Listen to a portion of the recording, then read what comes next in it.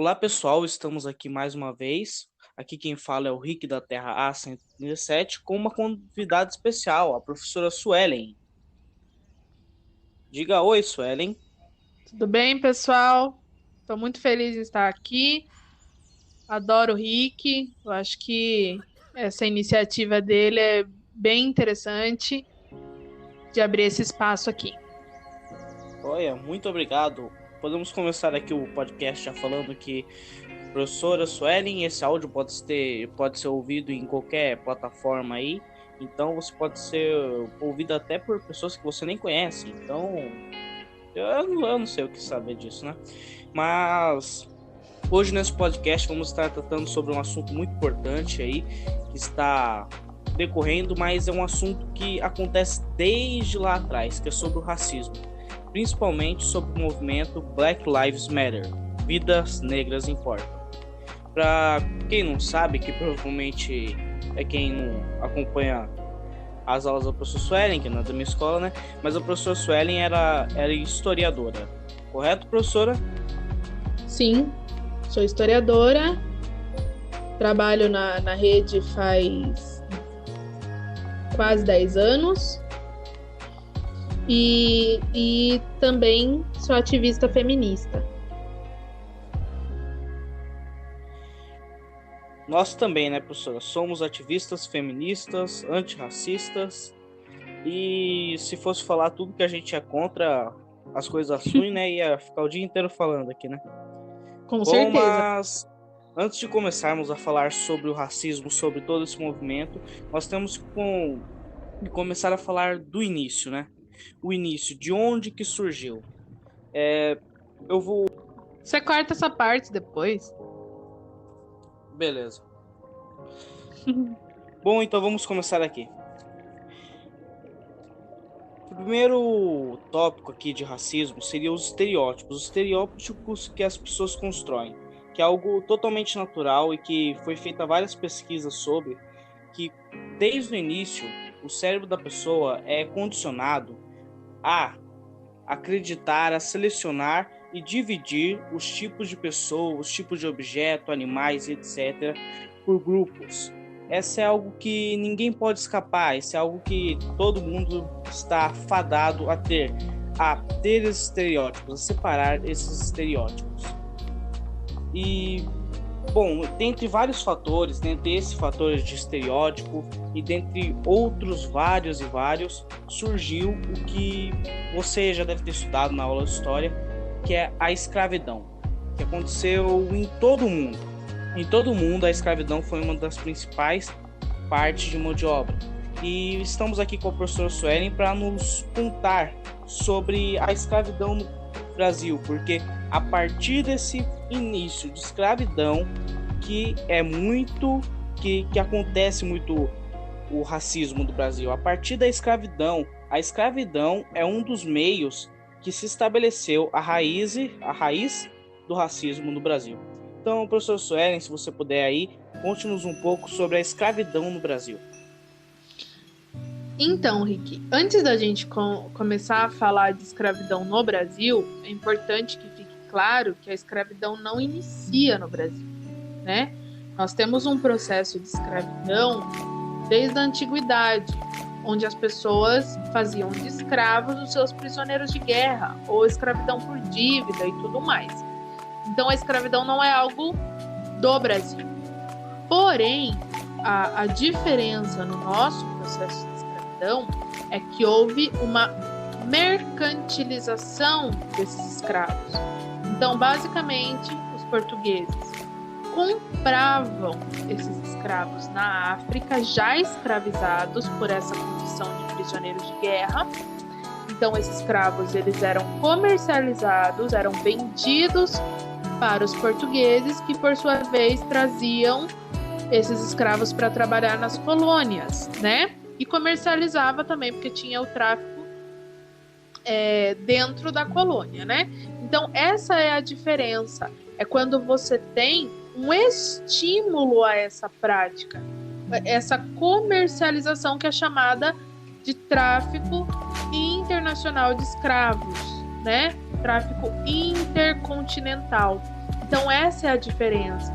O escravo que antes era utilizado essa mão de obra, mas era através de guerras, ele passa a ser vendido como produto para outros lugares, outros países. Eles são retirados da sua terra, de onde eles estavam, de onde eles, né, da sua língua, da sua cultura, e vendidos como mercadoria sem direito a nenhum tipo de contestação ou coisa do tipo. Ele era um produto que era vendido para outro lugar, no caso.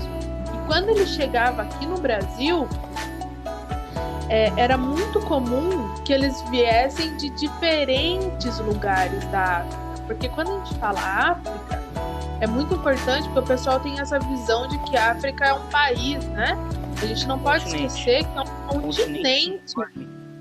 Isso, e um continente muito diverso. Então você tinha escravos com diversas línguas diferentes, culturas diferentes. Inclusive, era uma estratégia dos fazendeiros pegarem escravos de diferentes línguas para dificultar até as fugas, né? Porque se eles não conseguiam se comunicar, era muito mais fácil inibir as fugas. Então, isso era uma prática comum. Bom, mas falando dessa principal característica, que é o que eu né, vou começar falando, que é a escravidão, a gente não pode esquecer também que o nosso país também foi o último país a abolir a escravidão em seu território, pelo menos de maneira legítima, né? Porque a gente sabe também que a escravidão ainda existe. Ainda existe, sim, a exploração da mão de obra de maneira desumana, desigual. A gente sabe que ainda existe uma realidade no Brasil. Mas a escravidão de maneira... Desde 1500 que começa a escravidão no Brasil, né? Primeiramente com os índios, depois foi avançando e um pouco mais para frente, depois que os índios se tornaram um pouco mais inútil, mas menos viável, eles começaram a trazer os escravos para o Brasil, né? Os escravos africanos para o Brasil, né? Então, na verdade, a resistência indígena, ela foi muito forte. A verdade é essa. E os portugueses não souberam lidar com essa resistência. Então, para eles era muito mais fácil já comprar o escravo na condição de escravo. Não entrava na cabeça do indígena que essas pessoas que vieram, sei lá de onde, iriam escravizá-los e eles tinham que aceitar. Isso não entrava. Então, a resistência indígena ela foi feita de várias formas. Desde guerras, desde suicídio, né? Então a gente não pode esquecer que a escravidão indígena ela não acabou, né? Quando começou a escravidão africana, não acabou. Fluxo, né? Ela diminuiu, mas ela continuou, né? E a gente não pode esquecer isso porque dá a impressão que acabou, pronto, agora os índios estão em paz e começam as africanas. Não, principalmente pelos bandeirantes. Os bandeirantes eles usaram muita mão de obra indígena, né? Eles estupravam essas índias, né? A gente costuma dizer que a nossa miscigenação, que todo mundo fala que é maravilhosa, na verdade a nossa miscigenação é fruto de estupro, tanto das escravas negras nas fazendas, como das indígenas. Então isso é algo que tem que ser enfatizado. E através da escravidão, por passarem tantos anos, porque, bom, escravo branco poderia até existir assim, mas era tipo 1 em 1 milhão. Mas apesar de após passarem tantos anos de escravidão, tantos anos de superioridade de uma pessoa entre as outras, foi reforçada essa ideia de racismo, né, no Brasil. Tanto que quando acabou a escravidão em 1888, acabou, entre muitas aspas, né? Os negros ainda eram muito marginalizados, até hoje são, né? E é esse o motivo da greve, do protesto, que até hoje os negros são marginalizados, até hoje existe racismo e essa é uma coisa que lutamos para mudar. esperamos que mude, mas que talvez nunca vá mudar, né?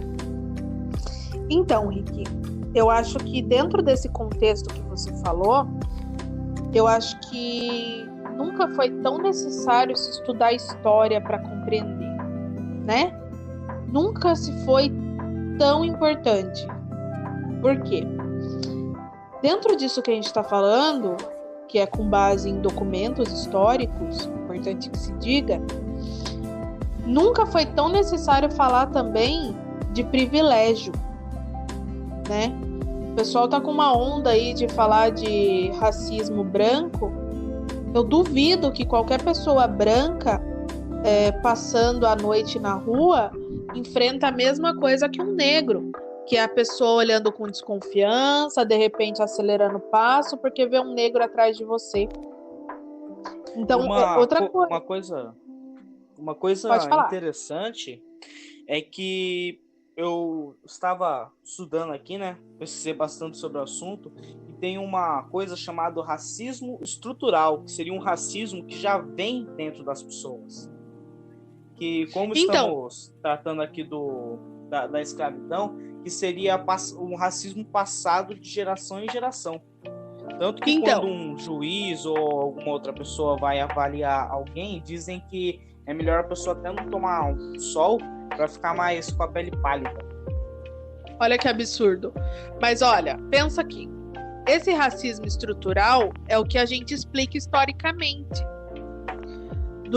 Por causa dessa nossa herança histórica escravocrata, racista, que inclusive teve a teoria, quando nós nos tornamos independentes, existia a teoria do embranquecimento, que no Brasil, isso quem fala é Adolf Van Hagen, o primeiro historiador brasileiro.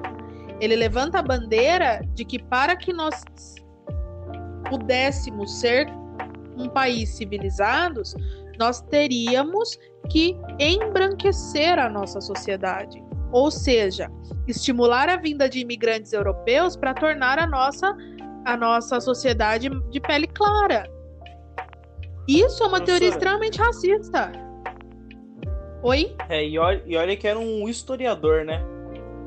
Primeiro historiador. Então, mas a nossa história, Rick, a gente não pode esquecer que a história, ela é dialética. A história, ela o tempo inteiro, ela está sendo formada por seres humanos da época. E era o pensamento que se tinha na época. Isso vai refletir em obras de arte, isso vai refletir em várias fontes históricas. Então a gente não pode... desculpa atrapalhar aí. Mais uma pergunta aqui, que eu fiz a listinha, né? Do ponto de vista histórico aí, ou da sua própria opinião, qual é os países que você acha que é mais racista? Dependendo aí, o último a abolir a escravidão, que nem foi no caso do Brasil, ou o caso que teve mais escravos, ou o próprio Estados Unidos aí, que teve o Ku Klux Klan, né? Foi um movimento anti-abolicionista. Olha, Rick, eu acho complicado você elencar isso, sabe? Você colocar o país mais racista. Porque o racismo a gente não tá falando só com relação a negro também. Por exemplo, nós tivemos, no caso da Alemanha, nós tivemos o nazismo, que foi o racismo científico. Nós temos lugares do mundo que a xenofobia impera também, né? Então é complicado. A gente pode falar do Brasil, que é uma situação onde a gente vive, que a gente vê todo dia. Eu acho que é mais seguro a gente falar desse ponto de vista, até mesmo porque eu não pesquisei esse lado e eu não gosto de falar muito de algo que eu não tenha pesquisa científica desse ramo aí. Isso daí é mais antropologia, né? Sem problema, concordo totalmente com sua ideia. Porque é complicado você falar, tipo, é esse país mais racista. Eu acho que o mundo, hoje em dia, devido ao darwinismo social, que para quem não sabe, darwinismo social foi a teoria em que, baseada no eurocentrismo, que todos os outros países que não fossem europeus, eles eram subjugados, eles eram países considerados inferiores, e a África não fazia parte, era o continente inteiro subjugado. A América do Sul também foi, né, subjugada. Então, os outros países que não eram europeus eram subjugados, eram considerados inferiores. Como se na escala evolutiva, os europeus tivessem a obrigação de colonizar os outros países. Já vem aí, né? Aí é uma das explicações para o racismo mundial, vamos dizer dessa forma. Correto. Você poderia citar aí, por exemplo, tem vários nomes na história, se fosse falar de todos aqui, íamos ficar o dia inteiro aí, nome de pessoas mais importantes que participaram aí desse movimento contra o racismo. Claro que todos são importantes, né? Cada um tem que fazer sua parte, mas esses que guiaram o movimento contra o racismo, antirracista, olha, o próprio Barack Obama é um exemplo aí. Nós temos Martin Luther King, nós temos Malcolm, nós temos Malcolm X, nós temos, eu posso citar uma que, na minha opinião, ela foi mártir e acho que é bem conhecida, só para não fugir do campo de conhecimento de todos, que é a Marielle.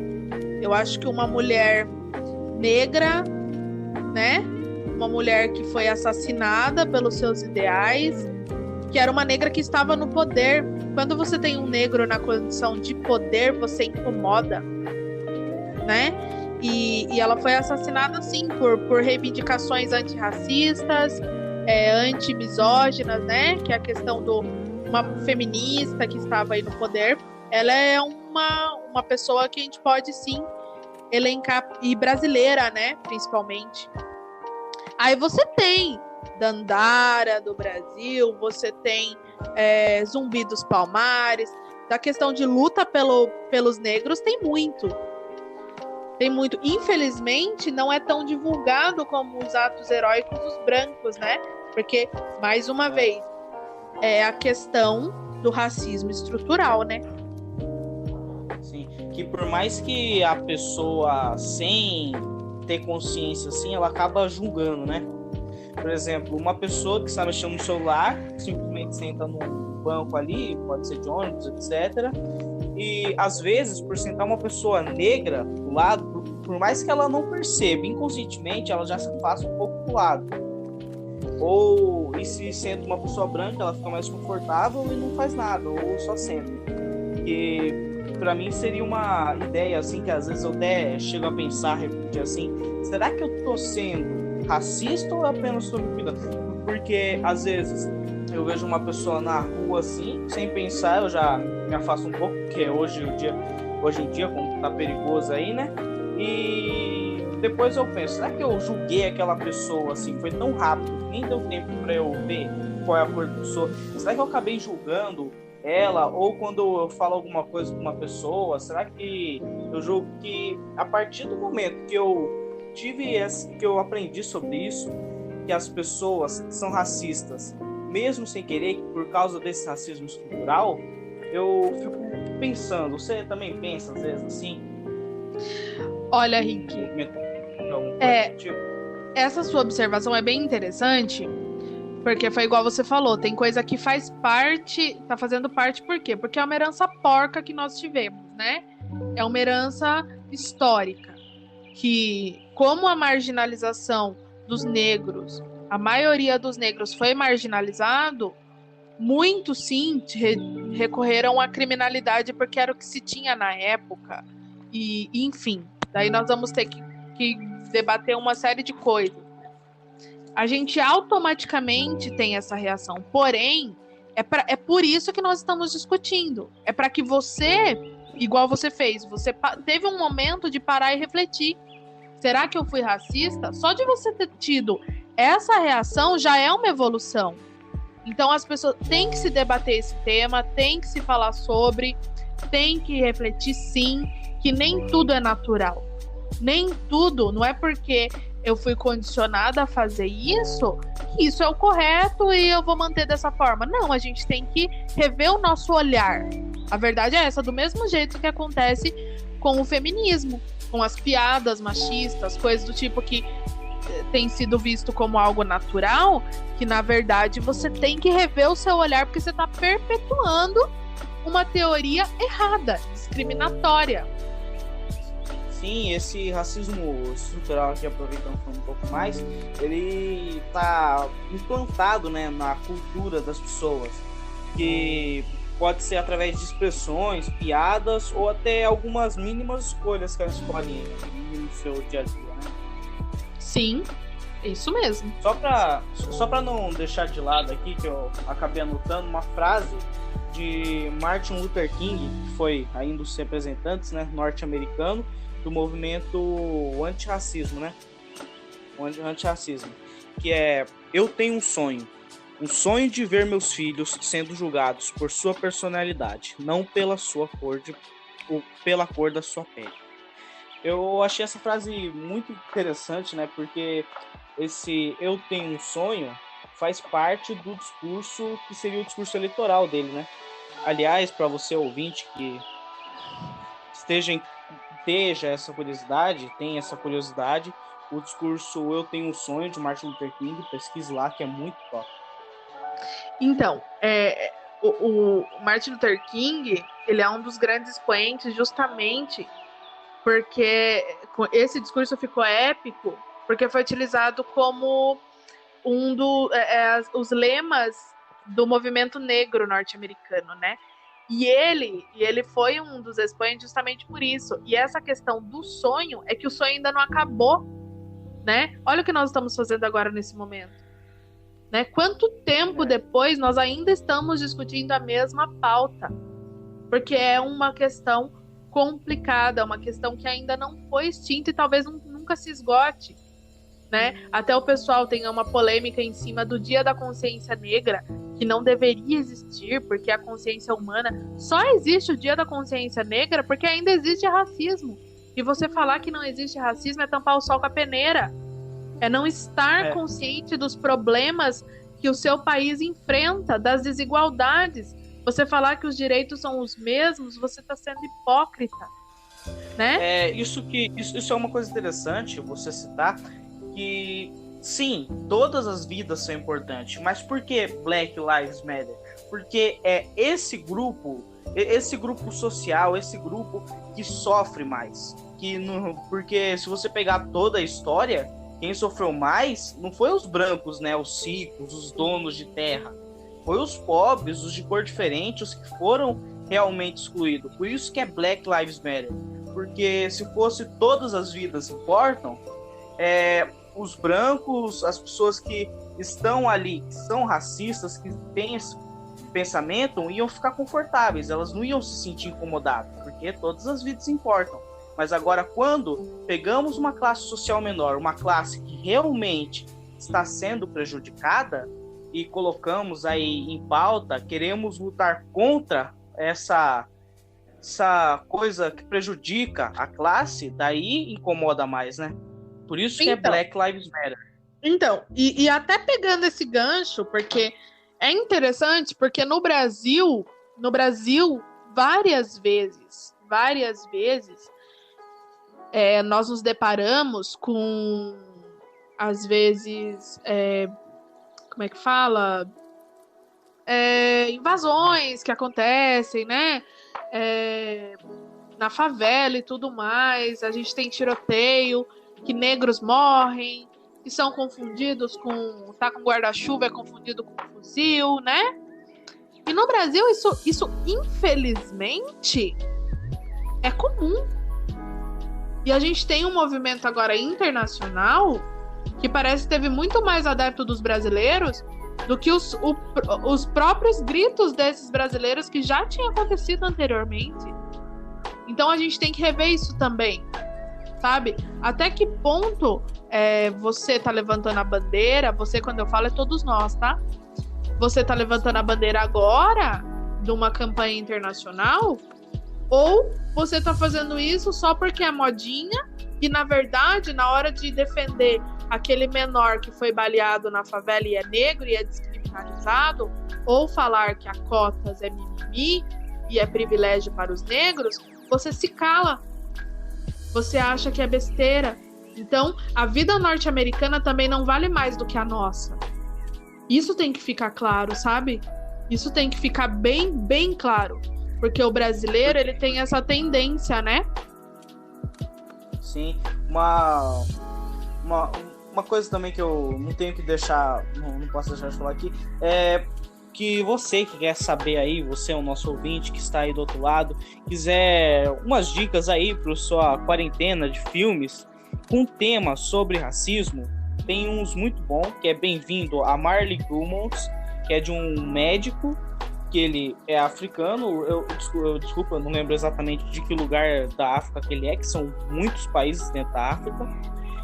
Ele é africano e ele vai para um bairro francês, onde que não tem médicos ali. E ele é muito discriminado naquele bairro, até que acontece esse negócio lá, e eu não posso contar mais, senão eu estrago o filme. E também Histórias Cruzadas. Histórias Cruzadas é um filme aí que trata também sobre o racismo, que seria uma jornalista investigando a vida de faxineiras que são negras. Histórias Cruzadas é um filme para você assistir provando uma deliciosa torta de chocolate. Se você não entendeu, assista o filme que você vai entender. Maravilhoso mesmo. É interessante o filme, e é interessante, antes de você ir assistir o filme, você ter tudo isso que nós conversamos aqui na cabeça, né, Rick? Eu acho bem interessante para você fazer a interpretação correta do filme também. Eu não diria correta, mas eu diria até para você fazer uma reflexão de fato. E estar com a cabeça aberta também. Que eu acho que uma dificuldade que a gente está tendo hoje em dia, de maneira geral, é a intolerância de estar aberto a novas ideias, sabe? Porque enquanto a gente não tiver aberto a novas ideias,